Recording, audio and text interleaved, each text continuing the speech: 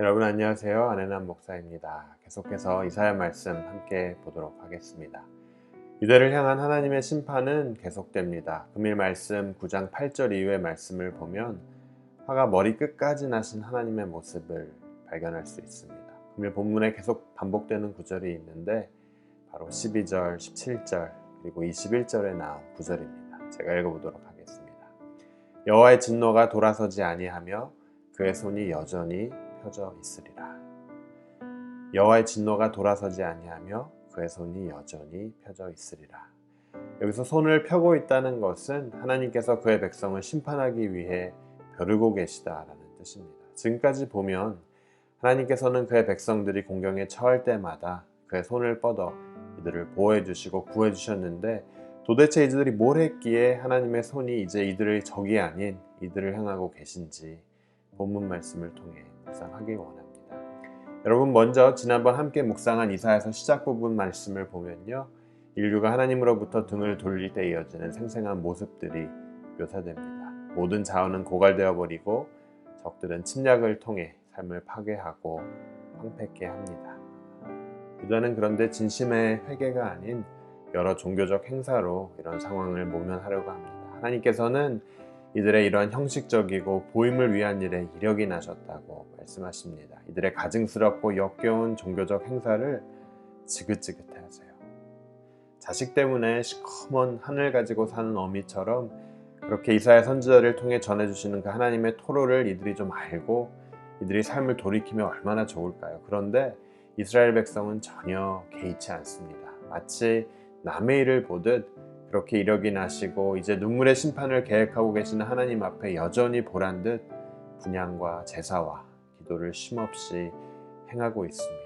정말 제가 봐도요, 여러분 대단합니다. 하나님의 마음을 안 이사야 선지자는 이제 이들에게 심판을 선포합니다. 그런데 여러분 여기에 반응하는 이들의 태도 정말 기가 막힙니다. 오늘 10절 말씀입니다. 벽돌이 무너졌으나 우리는 다듬은 돌을 쌓고 뽕나무들이 찍혔으나 우리는 백향목으로 그것을 대신하리라.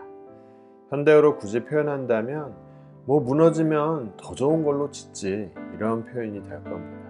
하나님이 우리의 벽돌집을 무너뜨리신다면 이 김에 더 좋은 대리석으로 짓지 뽕나무들이 베이고 없어지면 뭘 그렇게 걱정해 더 좋은 백향목 있잖아.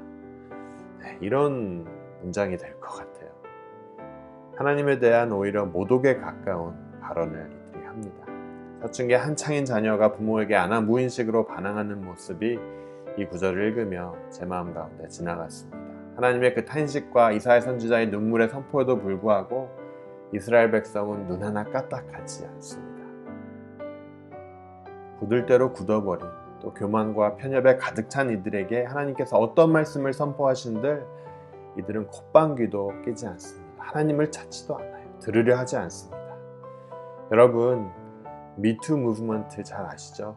너무 안타까운 우리 사회의 성도덕 실체를 밝혔던 전 세계로 퍼진 운동이었습니다. 처음에는 나를 밝히지 않음으로 조심스럽게 시작되었지만 운동이 확산됨에 따라 조금씩 성범죄 피해자들이 이제 더 이상 말없이 당하고 있지는 않겠다는 마음으로 본인들이 당한 피해 실체를 사회에 알린 그러한 운동이었습니다. 하지만 여러분 우리는 금일 말씀을 묵상하며 하나님 제가 이스라엘입니다. 하나님 제가 유다입니다. 바로 제가 이러한 죄를 짓고 있습니다.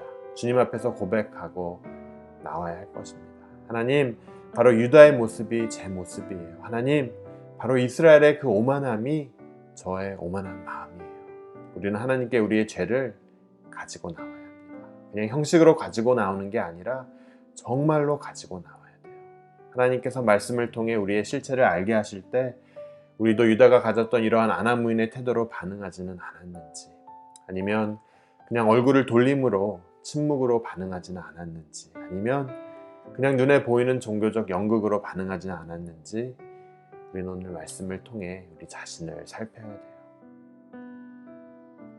하나님의 이 세상을 향한 진노 앞에서 나의 죄를 고백하고 세상의 이 죄를 위해 중보하기는커녕 아직도 끔찍한 나만의 욕심을 채우려는 그 마음으로 하나님 앞에 서 있지 아니한지 또 분명 우리의 생각과 입술은 하나님을 찬양한다고 생각하지만 하나님을 경외하는 마음 없이 사는 유다와 우리가 정녕 어떻게 다른지 또 하나님을 위한다는 명목 아래 내 개인의 것들을 아직도 채우기만은 하지는 않는지 우리는 생각해야 합니다. 저는 이러한 멈춤의 시간을 지나가는 우리 모두가 하나님 말씀 앞에서 나의 실체를 깨닫고 돌이키는 이러한 일이 일어나는 시간이 되길 주님의 이름으로 축원합니다. 여러분, 말씀 앞에서 드렸듯이 오늘 본문에서 반복하여 나오는 단어가 있는데 바로 하나님의 진노입니다.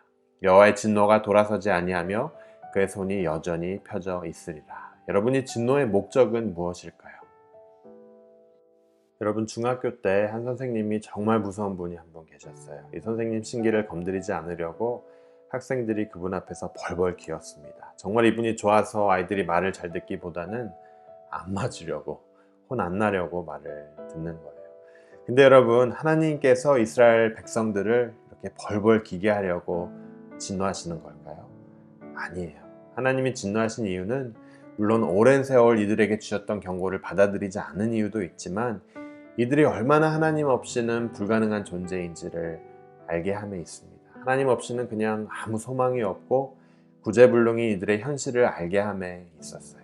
분명 그냥 아무 답이 없어요. 온몸에 암투성인 환자를 보고 의사가 포기하는 그런 심정이죠. 그런데 여러분, 바로 그것이 우리의 모습이라는 사실입니다. 하나님께서 이토록 진노하는 이유는 그 진노로 인해 우리를 벌벌 기게 하기 위함이 아니에요. 우리의 모습이 얼마나 그분의 개입 없이는 가망이 없는지를 우리로 하여금 알게 하기 위함이라는 거예요. 우리 모두는 죄라는 바이러스로 인해 확진된 자들인데 이 죄를 고칠 백신이 없어요. 우리가 우리의 병을 우리의 능력으로 고칠 수 없어요. 우리의 습관을 바꾸는 것 이상의 것이 우리 모두에게 필요합니다. 우리는 변해야 되는데 그 변화는 살아계신 하나님과의 관계를 통해서만 가능합니다. 이사야 1장에서 하나님께서는 친히 이것을 위해 자신과 변론하자고 합니다. 이사야서 1장 18절 말씀이 우리에게 이렇게 전합니다. 여호와께서 말씀하시되 오라 우리가 서로 변론하자. 너의 죄가 주홍 같을지라도 눈과 같이 희어질 것이요 진홍같이 붉을지라도 양털같이 되리라. 그렇습니다. 여러분, 우리는 하나님과 변론해야 합니다. 그 외에는 우리에게 아무 소망이, 아무 답이 없어요. 오늘도 가망 없는 우리를 가망 있게 하신 분이 예수 그리스도라는 사실입니다. 그런즉 누구든지 그리스도 안에 있으면 새로운 피조물이라. 이전 것은 지나갔으니 보라 새 것이 되었도다. 아멘. 여러분, 속까지 병든 나의 옛것을 더 새 것으로 덧칠해도 그것은 눈가림밖에는 되지 않습니다. 유다의 그 현실을 통해 발견하듯 우리 자신은 하나님 없이는, 예수 그리스도의 속죄 없이는 실망과 절망만 안겨주는 존재입니다. 이런 우리를 위해 예수 그리스도를 보내심으로 우리를 위해 변론해 주신 여러분, 그 하나님을 믿고 의지하고 그분께 우리의 삶을 맡기는 그런 여러분 되시길 주님의 이름으로 축원합니다. 돌이킴의 은혜가, 회복의 축복이 여러분의 삶을 통해 일어나길 예수 그리스도의 이름으로 함께 기도합니다. 우리 함께 기도하도록 하겠습니다. 하나님, 주님의 은혜에 감사합니다. 우리 자신이 진노의 자녀임을 그의 말씀을 통해 인정합니다.